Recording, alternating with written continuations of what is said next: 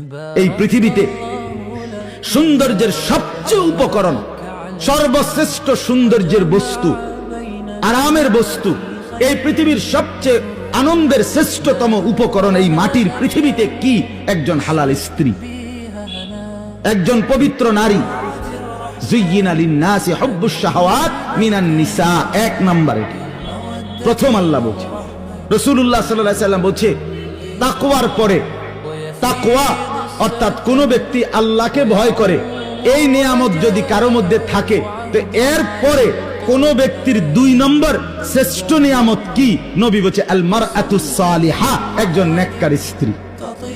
একটা লোক নামাজি, একটা লোক রোজাদার, একটা লোক হজ করছে, একটা লোক হালাল খায়, একটা লোক হারাম থেকে বাঁচে, বুঝা গেল লোকটা মুত্তাকি। কথা বলেন না, লোকটা কি? এইবার এই লোকটার এই যে তাকওয়া, নামাজ, রোজা, হজ, যাকাত, এরপরে হারাম বর্জন, গুনাহ বর্জনের পরে তার শ্রেষ্ঠ সম্পদ কি? শ্রেষ্ঠ নিয়ামত ২ নম্বরে কি? আল্লাহর রাসূল বলছে আল মারআতুস সালিহা, একজন নেক স্ত্রী।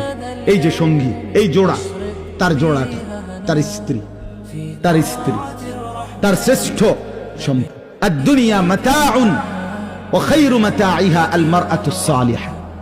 নবীজি সাল্লাল্লাহু আলাইহি সাল্লাম বলেন, তাম দুনিয়া আল্লাহ তাআলা বান্দার উপভোগের জন্য বানিয়েছেন, আর সর্বশ্রেষ্ঠ উপভোগের আনন্দের বস্তু হালাল স্ত্রী। হালাল, সেটা হালাল হইতে হবে, পবিত্র স্ত্রী হইতে হবে, কোরআন সুন্নাহর বন্ধনে হইতে হবে, শরীয়তের সীমারেখা মেনে নিতে হবে। ওই